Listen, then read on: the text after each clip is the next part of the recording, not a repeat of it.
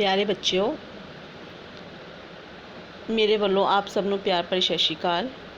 अज आपां 11वीं जमात दा पाठ तीजा constant, variables and data types पढ़ांगे। सब तो पहला करैक्टर सैट। किसी भाषा विच वरते जाने वाले करैक्टरां अते चिन्हां दे समूह नूं उस भाषा दा करैक्टर सैट कहा जाता है। इन्हां करैक्टर्स तो ही उस भाषा के शब्दां नूं बनाया जाता है। सी भाषा स्काई करैक्टर सैट का समर्थन करती है, जिस विच हेठ लिखे करैक्टर ते चिन्ह शामिल होंदे हन। कहण दा भाव है कि करैक्टर सैट दे विच करैक्टर्स होंदे हन, जिवें कि ए तो Z, capital letters and small letters A to Z and special symbols. अंक होंदे हन 0 तो 9 ते स्पैशल सिंबल जिवें sign of exclamation, @ hash, dollar, बहुत सारे होर भी स्पैशल सिंबल्स होंदे हन जिन्हां नूं मिला के करैक्टर सैट बनता है। टोकनस की होंदे हन? सी भाषा के प्रोग्राम दियां बुनियादी अते सब तो छोटियां इकाइयां नूं टोकन कहा जाता है। ये अंग्रेजी भाषा के शब्दां अते विराम चिन्हां की तरह होंदे हन। कंप्यूटर वालों इस प्रोग्राम नूं अणगिनत टोकन विच निखेड़िया जाता है। सी भाषा विच हेठ लिखियां किस्मां दे टोकन होंदे हन, जिवें कि keyword, identifier, constant, operators and विशेष चिन्ह। तो इन्हां जिहड़े अपने कोल ये टोकनस होंदे हन, इन्हां दी वरतों करके आपां सी भाषा के प्रोग्रामां नूं बनाउंदे हां। टोकनस आपां पहलां ही पढ़ चुके हैं कि 5 तरह के होंदे हन, जिवें कि keywords, identifiers, literals, operators and विशेष चिन्ह। कीवर्ड्स जिवें कि int, float, character, word, if, else. Identifier जिवें कि आपां किसी भी फाइल का कोई नाम देना है या कोई वेरीएबल का नाम देना है तो वह की है, आपां आइडेंटिफायर कहने उन्होंने। लिटरल्स की होंदे कॉन्सटेंट मुल, जिन्हां दी वैल्यू की है प्रोग्राम के दौरान नहीं बदलती। ऑपरेटर्स जिहड़े कि स्पैशल कोई ऑपरेशन करने लई वरते जाते हैं, जिवें कि प्लस, माइनस, गुना, भाग, less than, greater than, plus plus, minus minus. तो ये ऑपरेटर्स होंदे हन जो किसी विशेष ऑपरेशन लई वरते जाते हैं। विशेष चिन्ह जिहड़े सिंबल्स है उस सी भाषा विच अलग अलग तरह के काम करते हैं, जिवें कि करली ब्रैकेट्स, चौरस ब्रैकेट्स, हैश, सैमीकोलन, कोलन एक्सेट्रा। सब तो पहला बच्चों कीवर्ड्स की होंदे हन?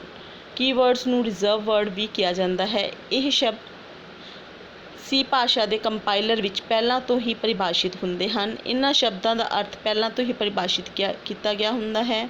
इन्हां दी वरतों उन्हां विशेष उद्देशां लई कीती जांदी है जिस मंतव लई इन्हां नूं परिभाषित किया गया है। असीं इन्हां दे अर्थ नहीं बदल सकते। स्टैंडर्ड सी भाषा विच 32 जनरल परपज़ कीवर्ड होंदे हन।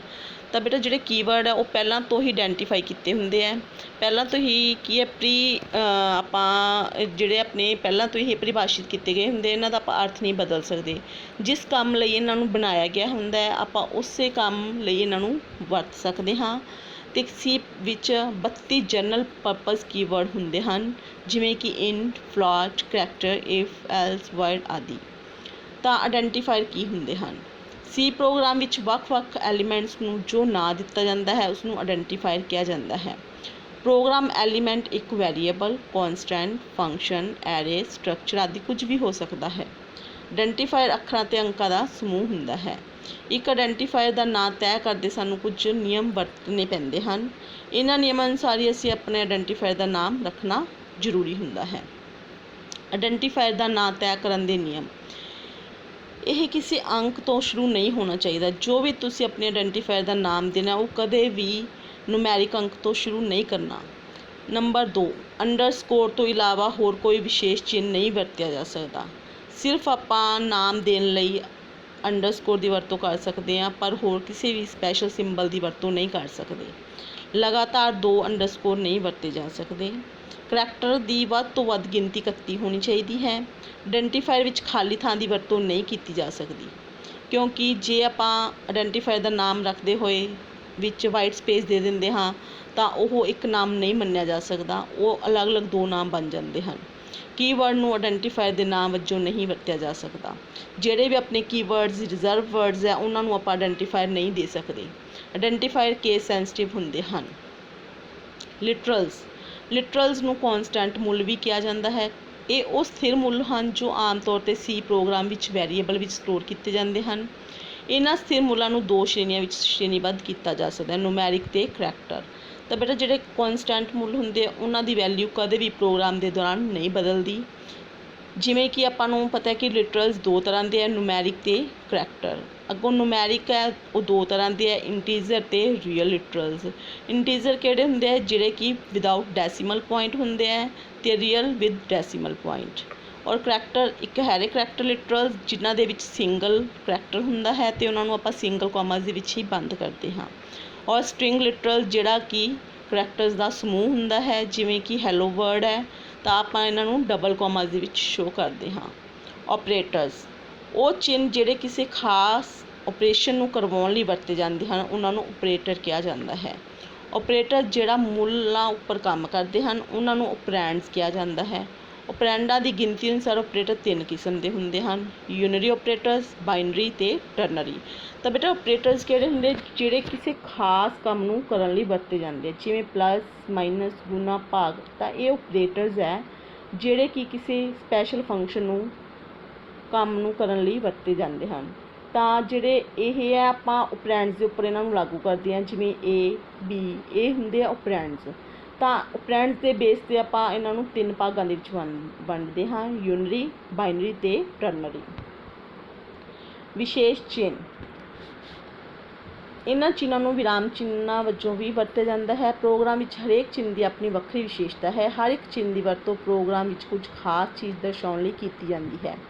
ਬੇਟਾ ਸੀ ਦੇ ਵਿੱਚ ਜਿੰਨੇ ਵੀ ਸਪੈਸ਼ਲ ਸਿੰਬਲਸ ਦੀ ਵਰਤੋਂ ਕੀਤੀ ਜਾਂਦੀ ਹੈ, ਹਰ ਇੱਕ ਦੀ ਇੱਕ ਵੱਖਰੀ ਵਿਸ਼ੇਸ਼ਤਾ ਅਤੇ ਹਰ ਸਿੰਬਲ ਦੀ ਵਰਤੋਂ ਅਲੱਗ ਕੰਮ ਲਈ ਕੀਤੀ ਜਾਂਦੀ ਹੈ।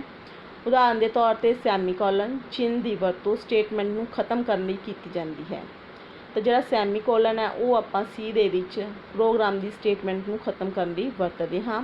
ਕੋਮੇ ਨੂੰ ਸਪਰੇਟਰ ਵਜੋਂ ਵਰਤਿਆ ਜਾਂਦਾ ਹੈ, ਜਿਵੇਂ ਕਿ ਆਪਾਂ ਵੈਰੀਏਬਲ ਡਿਕਲੇਅਰ ਕਰਨੇ ਹੈ, ਇੰਟੀਜ਼ਰ A, B, C। ਤਾਂ ਜਿਹੜਾ A, B, C ਤਿੰਨ ਵੈਰੀਏਬਲਸ ਆਪਾਂ ਲਏ ਆ ਉਹਨਾਂ ਨੂੰ ਆਪਾਂ ਕੋਮੇ ਦੇ ਨਾਲ ਸੈਪਰੇਟ ਕਰ ਸਕਦੇ ਹਾਂ। ਫੰਕਸ਼ਨਾਂ ਨੂੰ ਦਰਸਾਉਣ ਲਈ ਗੋਲ ਬ੍ਰੈਕਟ ਦੀ ਵਰਤੋਂ ਕੀਤੀ ਜਾਂਦੀ ਹੈ, ਐਰੇ ਲਈ ਚੌਕੋਰ ਬ੍ਰੈਕਟ ਦੀ ਵਰਤੋਂ ਕੀਤੀ ਜਾਂਦੀ ਹੈ ਅਤੇ ਸਟੇਟਮੈਂਟ ਨੂੰ ਗਰੁੱਪ ਕਰਨ ਲਈ ਘੁੰਡੀਦਾਰ ਬ੍ਰੈਕਟ ਦੀ ਵਰਤੋਂ ਕੀਤੀ ਜਾਂਦੀ ਹੈ। ਵੈਰੀਏਬਲਸ ਅਤੇ ਕੌਨਸਟੈਂਟਸ ਤਾਂ ਇੱਕ ਪ੍ਰੋਗਰਾਮ ਵਿੱਚ ਵੈਰੀਏਬਲਸ ਅਤੇ ਕੌਨਸਟੈਂਟ ਦੀ ਵਰਤੋਂ ਮੁੱਲਾਂ ਨੂੰ ਸਟੋਰ ਕਰਵਾਉਣ ਲਈ ਕੀਤੀ ਜਾਂਦੀ ਹੈ। ਇਹਨਾਂ ਦੋਹਾਂ ਵਿੱਚ ਇੱਕ ਛੋਟਾ ਜਿਹਾ ਅੰਤਰ ਹੈ, ਜਿਵੇਂ ਕਿ ਆਪਾਂ ਨੂੰ ਪਤਾ ਲੱਗ ਰਿਹਾ ਨਾਮ ਤੋਂ ਹੀ, ਵੈਰੀਏਬਲ ਅਤੇ ਕੌਨਸਟੈਂਟ। ਵੈਰੀਏਬਲ ਉਹ ਹੁੰਦੇ ਹਨ ਜਿਨ੍ਹਾਂ ਦੀ ਵੈਲਿਊ ਬਦਲਦੀ ਰਹਿੰਦੀ ਹੈ ਅਤੇ ਕੌਨਸਟੈਂਟ ਜਿਨ੍ਹਾਂ ਦੀ ਵੈਲਿਊ ਸਥਿਰ ਰਹਿੰਦੀ ਹੈ। ਤਾਂ ਬੇਟਾ ਕਿਸੇ ਵੀ ਵੈਰੀਏਬਲ ਜਾਂ ਕੌਨਸਟੈਂਟ ਦੀ ਵਰਤੋਂ ਤੋਂ ਪਹਿਲਾਂ ਉਹਨਾਂ ਨੂੰ ਡਿਕਲੇਅਰ ਕਰਨਾ ਜ਼ਰੂਰੀ ਹੁੰਦਾ ਹੈ। ਉਦਾਹਰਨ ਲਈ ਇੰਟੀਜ਼ਰ A = 5, ਇਹਦੇ ਵਿੱਚ ਕੀ ਹੈ, A ਇੱਕ ਵੈਰੀਏਬਲ ਹੈ ਜਿਸ ਦੀ ਵੈਲਿਊ 5 ਹੈ, ਬਟ ਇੱਕ ਵੈਰੀਏਬਲ ਹੈ ਤਾਂ ਇਸ ਦੀ ਵੈਲਿਊ ਪ੍ਰੋਗਰਾਮ ਦੇ ਦੌਰਾਨ ਬਦਲੀ ਜਾ ਸਕਦੀ ਹੈ। ਬਟ ਸੈਕਿੰਡ ਆਪਾਂ ਇਹ ਮੈਂਸ਼ਨ ਕੀਤਾ ਕੌਨਸਟ ਪਲਾਟ ਪਾਈ = 3.14। ਤਾਂ ਆਪਾਂ ਨੂੰ ਪਤਾ ਹੈ ਕਿ ਪਾਈ ਦੀ ਵੈਲਿਊ ਹਮੇਸ਼ਾ 3.14 ਹੀ ਹੁੰਦੀ ਹੈ ਅਤੇ ਇਹ ਆਪਾਂ ਕੌਨਸਟੈਂਟ ਕੀਤੀ ਹੈ ਪ੍ਰੋਗਰਾਮ ਦੇ ਵਿੱਚ, ਅਤੇ ਇਸ ਵੈਲਿਊ ਨੂੰ ਆਪਾਂ ਬਦਲ ਨਹੀਂ ਸਕਦੇ। ਡਿਲੀਮੀਟਰ ਇਹਨਾਂ ਨੂੰ ਸੈਪਰੇਟਰਸ ਵੀ ਕਿਹਾ ਜਾਂਦਾ ਹੈ। ਇਹ ਉਹ ਚਿੰਨ੍ਹ ਹੁੰਦੇ ਹਨ ਜੋ ਕਿ ਪ੍ਰੋਗਰਾਮ ਦੇ ਬੁਨਿਆਦੀ ਐਲੀਮੈਂਟਸ ਦੀ ਸੀਮਾ ਨਿਸ਼ਚਿਤ ਕਰਦੇ ਹਨ। ਡਿਲੀਮੀਟਰ ਦੀਆਂ ਮੁੱਖ ਉਦਾਹਰਨਾਂ ਹੇਠ ਲਿਖੇ ਅਨੁਸਾਰ ਹਨ, hash, comma, curly bracket, square bracket, parenthesis, colon. ਧੰਨਵਾਦ। ਹਾਂਜੀ ਬੇਟਾ, ਇਸ ਤੋਂ ਬਾਅਦ ਡਾਟਾ ਟਾਈਪਸ ਕੀ ਹੁੰਦੀਆਂ ਹਨ। ਪ੍ਰੋਗਰਾਮਿੰਗ ਭਾਸ਼ਾ ਵਿੱਚ ਡਾਟਾ ਟਾਈਪਸ ਪਰਿਭਾਸ਼ਿਤ ਮੁੱਲਾਂ ਦਾ ਇੱਕ ਸਮੂਹ ਹੁੰਦਾ ਹੈ। ਡਾਟਾ ਟਾਈਪਸ ਡਾਟਾ ਦੀ ਕਿਸਮ ਦਾ ਸੰਕੇਤ ਦਿੰਦੇ ਹਨ। ਸੀ ਭਾਸ਼ਾ ਵਿੱਚ ਪਹਿਲਾਂ ਤੋਂ ਹੀ ਬਹੁਤ ਡਾਟਾ ਟਾਈਪਸ ਬਣੀਆਂ ਹੋਈਆਂ ਹਨ। ਇਸ ਵਿੱਚ ਅਸੀਂ ਨਵੀਂ ਡਾਟਾ ਟਾਈਪ ਵੀ ਬਣਾ ਸਕਦੇ ਹਾਂ। ਇਸ ਤਰ੍ਹਾਂ ਸੀ ਭਾਸ਼ਾ ਵਿੱਚ ਡਾਟਾ ਟਾਈਪ ਦੋ ਕਿਸਮ ਦੀਆਂ ਹੁੰਦੀਆਂ ਹਨ, ਬਿਲਟ ਇਨ ਡਾਟਾ ਟਾਈਪ ਅਤੇ ਯੂਜ਼ਰ ਡਿਫਾਈਨਡ ਡਾਟਾ ਟਾਈਪਸ। ਤਾਂ ਬੇਟਾ ਡਾਟਾ ਟਾਈਪ ਕੀ ਹੁੰਦੀ ਹੈ, ਜਿਸ ਤੋਂ ਪਤਾ ਲੱਗਦਾ ਕਿ ਡਾਟਾ ਕਿਸ ਟਾਈਪ ਦਾ ਹੈ। ਇੰਟੀਜ਼ਰ ਹੈ, ਫਲੋਟ ਹੈ, ਕਰੈਕਟਰ ਹੈ, ਸਟ੍ਰਿੰਗ ਹੈ। ਤਾਂ ਇਹ ਦੋ ਤਰ੍ਹਾਂ ਦੀਆਂ ਹੁੰਦੀਆਂ ਹਨ, ਬਿਲਟ ਇਨ ਡਾਟਾ ਟਾਈਪ ਜਿਹੜੀਆਂ ਪਹਿਲਾਂ ਤੋਂ ਹੀ ਬਣੀਆਂ ਹੁੰਦੀਆਂ ਹਨ ਅਤੇ ਯੂਜ਼ਰ ਡਿਫਾਈਨਡ ਜਿਹੜਾ ਯੂਜ਼ਰ ਆਪ ਡਿਫਾਈਨ ਕਰਦਾ ਹੈ। ਡਾਟਾ ਟਾਈਪ ਹੇਠਾਂ ਦਿੱਤਾ ਟੇਬਲ ਸੀ ਭਾਸ਼ਾ ਦੀਆਂ ਬਿਲਟ ਇਨ ਡਾਟਾ ਟਾਈਪਸ ਬਾਰੇ ਜਾਣਕਾਰੀ ਦਰਸਾਉਂਦਾ ਹੈ। ਸੀ ਭਾਸ਼ਾ ਵਿੱਚ ਇਹ ਹੇਠ ਲਿਖੀਆਂ ਡਾਟਾ ਟਾਈਪਸ ਪ੍ਰੀ ਡਿਫਾਈਨਡ ਹੁੰਦੀਆਂ ਹਨ, ਜਿਵੇਂ ਕਿ ਕਰੈਕਟਰ, ਇਹ ਸਾਰੇ ਲੈਟਰ ਸਮੌਲ ਹੀ ਹਨ, ਇਸ ਨੂੰ ਮੈਮਰੀ ਵਿੱਚ 1 ਬਾਈਟ ਦਾ ਥਾਂ ਦਿੱਤਾ ਜਾਂਦਾ ਹੈ। ਸੈਕਿੰਡ ਇੰਟੀਜ਼ਰ, ਇਸ ਨੂੰ ਮੈਮਰੀ ਵਿੱਚ 2 ਬਾਈਟ ਦਾ ਸਥਾਨ ਦਿੱਤਾ ਜਾਂਦਾ ਹੈ। ਉਸ ਤੋਂ ਬਾਅਦ ਹੈ ਫਲੋਟ, ਇਸ ਨੂੰ ਮੈਮਰੀ ਦੇ ਵਿੱਚ 4 ਬਾਈਟ ਦਾ ਸਥਾਨ ਦਿੱਤਾ ਜਾਂਦਾ ਹੈ। ਉਸ ਤੋਂ ਬਾਅਦ ਡਬਲ ਨੂੰ 8 ਬਾਈਟ ਦਾ ਸਥਾਨ ਦਿੱਤਾ ਜਾਂਦਾ ਹੈ ਅਤੇ ਜਿਹੜਾ ਵੋਇਡ ਹੈ ਉਹ ਖਾਲੀ ਹੁੰਦਾ ਹੈ। ਇਸ ਨੂੰ ਫੰਕਸ਼ਨ ਬਣਾਉਣ ਲਈ ਇਸ ਦੀ ਵਰਤੋਂ ਕੀਤੀ ਜਾਂਦੀ ਹੈ। ਤਾਂ ਬੇਟਾ ਇਹ ਸੀ ਆਪਣਾ ਪਾਠ ਤੀਸਰਾ, variable, constants and data types. ਤਾਂ ਮੈਨੂੰ ਉਮੀਦ ਹੈ ਕਿ ਸਾਰੇ ਬੱਚਿਆਂ ਨੂੰ ਇਹ ਵੀਡੀਓ ਦੇਖ ਕੇ ਇਸ ਪਾਠ ਦੀ ਸਮਝ ਆ ਜਾਵੇਗੀ ਅਤੇ ਸਾਰੇ ਬੱਚੇ ਇਸ ਨੂੰ ਹੱਲ ਕਰਨ ਦੀ ਕੋਸ਼ਿਸ਼ ਕਰਨਗੇ। ਧੰਨਵਾਦ।